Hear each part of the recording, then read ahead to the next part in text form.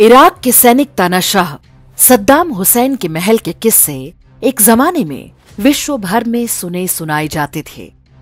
बताया जाता था कि सद्दाम ने अपनी सुख सुविधा के सारे साधन महल में जुटा रखे हैं।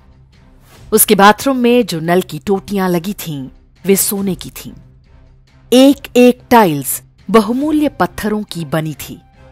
पर अपने अंतिम समय में सद्दाम हुसैन ये सब कुछ अपने साथ नहीं ले जा सका। वैसे ही जैसे हमारे देश में अखिलेश यादव और अरविंद केजरीवाल के महल उनके किसी काम नहीं आए।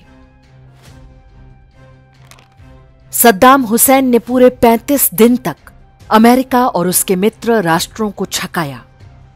अमेरिकी सेनाएं रोज घोषणा करती थीं कि आज हमने इतने टैंक मारे, उतने तोप उड़ा दिए। बाद में पता चला कि सद्दाम हुसैन ने जगह जगह प्लास्टिक के टैंक खड़े किए थे ताकि उन पर ही बम बरसाकर अमेरिकी सैनिक खुश होते रहें। पर सद्दाम हुसैन का ये झांसा बहुत दिन नहीं चल पाया। अपना आलिशान महल छोड़कर सद्दाम हुसैन को एक दिन उसमें बनी सुरंग के रास्ते भागना पड़ा। अमेरिकी सैनिकों ने जब सद्दाम हुसैन को गिरफ्तार किया, तब वो एक कच्ची मिट्टी के बंकर में लेटा हुआ मिला।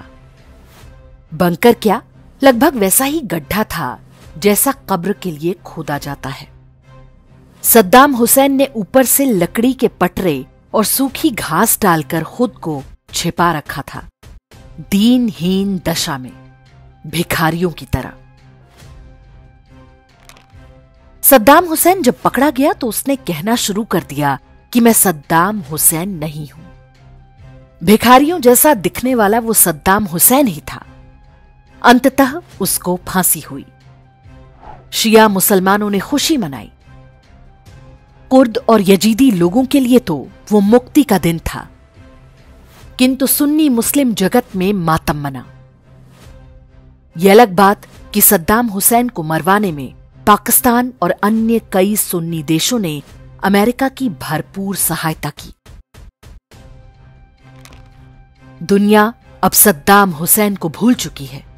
इस्लामी जगत भी अब उसे याद नहीं करता। उन्हें सद्दाम हुसैन से बहुत आशाएं थीं, लेकिन वो फुसफुसा पटाखा निकला। सद्दाम हुसैन को अपने रासायनिक हथियारों पर बहुत घमंड था। उसे मुस्लिम ब्रदरहुड पर बड़ा भरोसा था, और सबसे बड़ी बात कि उसे अपने तेल के कुओं की ताकत पर नाज था। पर सद्दाम हुसैन के हठ, सनक और तानाशाही में कुछ भी काम न आया। ईरान के अयातुल्लाह खामईनी भी सद्दाम हुसैन के दिखाए मार्ग पर चलते हुए उसी दुर्गति को प्राप्त होने को उत्सुक दिखते हैं। किसी अज्ञात बंकर में छुपे हुए हैं। आसपास के बिरादर मुल्क विश्वासघात की अपनी मूल मजहबी प्रकृति का प्रदर्शन कर रहे हैं। कहते हैं बातें चाहे कितनी भी ऊंची ऊंची कर लें, लेकिन उछलना अपने ही दम पर चाहिए। इसलिए भी कि मुस्लिम ब्रदरहुड की सरहद केवल आतंक तक ही है। वे एकजुट होकर केवल आपस में लड़ सकते हैं या कहीं पर आतंकवाद फैला सकते हैं। सीधी लड़ाई में मुस्लिम ब्रदरहुड के परखच्चे उड़ते देर नहीं लगती। तेल के कुएं अब मुस्लिम जगत का कवच कुंडल बनने को तैयार नहीं। तेल के कुएं आतंक और रक्तपात का लाइसेंस जब देते थे तब देते थे, अब वैसा कुछ नहीं होता।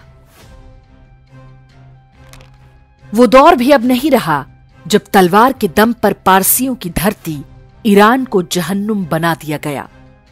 संस्कृत के शब्दों वाली उनकी फारसी भाषा को मजहबी पहचान से जोड़ दिया गया था। जो सबसे अच्छा हो रहा है वो ये कि वे आपस में ही एक दूसरे को नष्ट करने में जुटे हैं।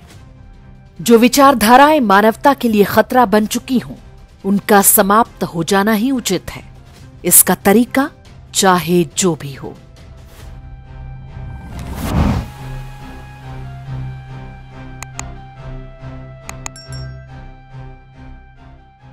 इंडेक्स ऑनलाइन के वीडियो समाज को समर्पित हैं।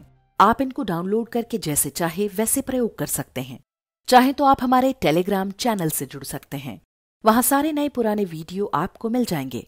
हमारे सोशल मीडिया लिंक हर वीडियो के डिस्क्रिप्शन में होते हैं। हमारा एकमात्र उद्देश्य हिंदू समाज को जागृत और एकजुट करना है। इसमें सहभागी बने। धन्यवाद।